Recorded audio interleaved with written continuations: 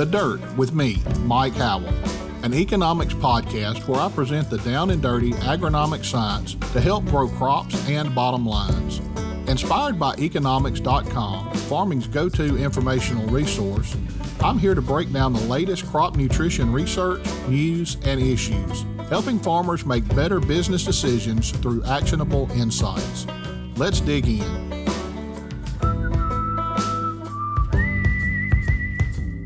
Well, hello again, everyone. Welcome back to The Dirt. We're nearing the end of Season 2 of The Dirt. It's hard to believe that we have been doing this for almost 2 years now. We've got a familiar guest back with us. We've got Lyle Cowell. Lyle is our senior agronomist in Canada, and we're going to be talking a little bit about some of the micronutrients that we started talking about in Season 1 and never quite finished up. We've got 2 nutrients that we still need to cover, and Lyle has agreed to cover both of those with us today. Before we get started, Lyle, appreciate you being here. I know the weather is starting to change a little bit. Do y'all have any snow on the ground up that way yet? There was a dusting of snow this morning on the ground and a little bit more in the forecast, and temperatures are starting to plummet.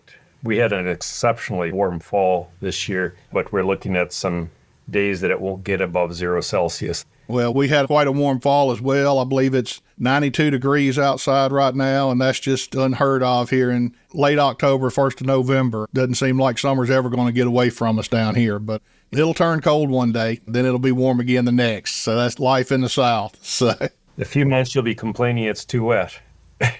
Yeah, you won't hear me complaining for a while on that one. We still haven't had a good rain. Lyle, let's go ahead and get started on today's episode. Today we wanted to talk about copper and manganese, so let's start off and talk about copper first. We know it's one of our essential plant nutrients. It's a micronutrient, but what is the role of copper inside the plant? Well, man, when you look at micronutrients, it gets complicated. All nutrients have multiple roles, but a lot of micronutrients have enzymatic roles, and copper and manganese have some similarities in that way. Manganese has a role in enzymatic activation, has a role directly within photosynthesis, just a lot of different roles within the plant. It's almost hard to sort out which one's which. Both of these are going to be doing pretty much the same function within the plant. One key thing with copper is that it has a very important role in the development and survival of pollen. That becomes pretty critical because without successful pollen development, there's no seed. Sometimes we see very severe deficiencies with copper because of that effect in pollen formation. I'll have to say neither of these 2 nutrients are something I've spent a lot of time focusing on over my career. I don't know that I've ever seen a deficiency in either one of these. Let's talk a little bit about one thing we always want to touch on when we're talking about nutrients is, are they mobile in the soil and are they mobile within the plants? What about these 2 nutrients? Are they mobile in the soil? Are they mobile in the plant? Well, again, they have some similarities. They're both cations. They both have a positive charge, so they're going to be attracted to clay and organic matter. So not very mobile in the soil. Manganese does have more mobility than copper would have in the soil. However, the deficiencies in manganese and copper often do occur in low cation soils, sandy soils. Within the plant, both of them have fairly limited mobility within the plant, and so we tend to see symptoms that develop quite severely on the newest tissue because of that. Even some of the deficiency symptoms are somewhat similar between the 2, both leading to some level of chlorosis or necrosis. Both of them could be, for example, easily mistaken for the effect of drought or potassium deficiency, that browning necrosis of leaves. And so we start to see some similarities between the 2, even in deficiency symptoms. Okay, it's really hard to tell visually what's going on if we may have a deficiency with these 2. How can somebody know for sure if they have a deficiency? Well, there's a certain amount of piecing things together with both of them. If you understand, first of all, what the soil background is, what type of soil it is, the symptoms themselves with individual crop species, and the susceptibility of different species to the deficiency can have some impact. You start to look at which crop is it? Is it likely to be a crop species that's sensitive to this deficiency? And is the soil likely to be deficient in that particular nutrient? For example, putting the pieces together. Copper is quite an important nutrient in terms of wheat pollen fertility. Wheat is a very sensitive crop to copper deficiency. If you have wheat and you have poor seed formation, you have necrosis of the leaves, it's a very sandy soil, that is a possibility of copper deficiency.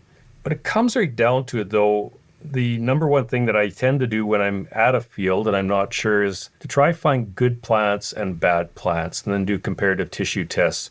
There's one thing about micronutrient deficiency in all cases, it tends to be extremely variable. Within a given field, you'll usually find areas that are actually doing quite well, quite near plants that are doing really badly. So a comparative tissue test can be a really great tool to compare which nutrient it is that's being affected. You can take this a little bit more towards a farming answer to sorting out what is wrong too by simply applying some fertilizer. Apply some foliar fertilizer to a crop that's doing badly. If you think it's copper deficient, apply some foliar copper fertilizer, see if you get a response. The plants will tell you if that's the problem.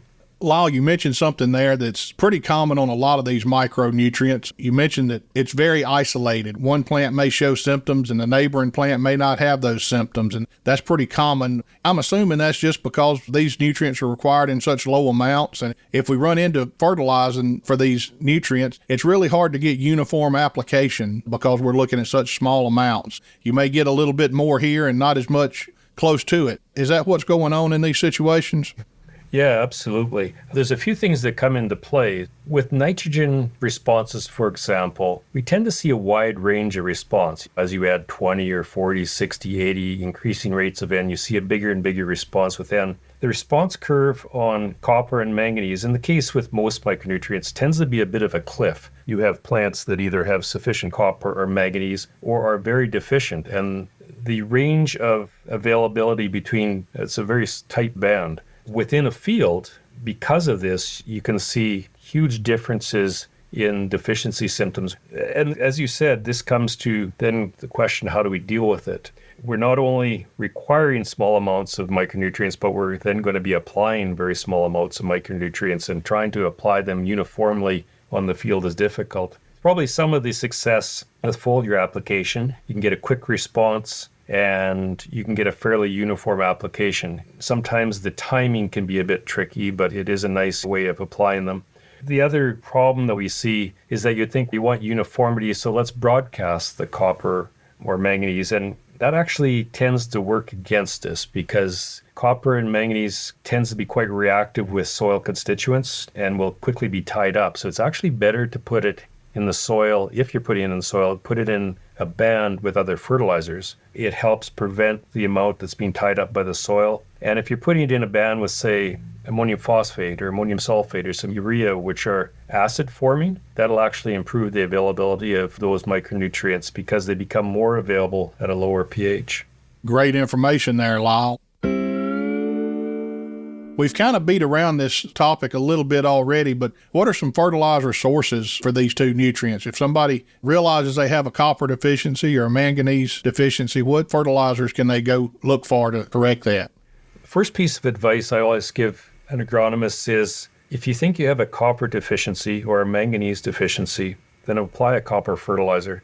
Don't try to utilize products that will apply many different nutrients, but not sufficient amount of any one of those nutrients.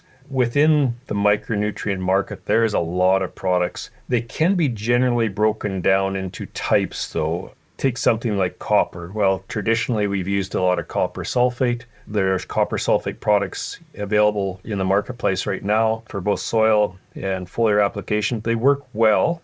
They don't work well for all applicators. It's a good product, depending on how you're applying them. There's copper oxides that have relatively low solubility, but they're easy to apply. Copper oxides applied at a relatively high rate of copper compared to other products over time can build up your copper in the soil. And then, like I say, there's a number of chelated products, both for soil application and for foliar application, and those can work very well too. Well, Lyle, we spent a good bit of time waiting to cover these two micronutrients, and there's just not a whole lot to talk about on these two. I think you did a great job giving us the essential information we needed to know about these, but these two nutrients are just not as critical as some of the others that we spent more time talking about in earlier episodes. Lyle, is there any take-home message you want to leave our growers with before we wrap this one up?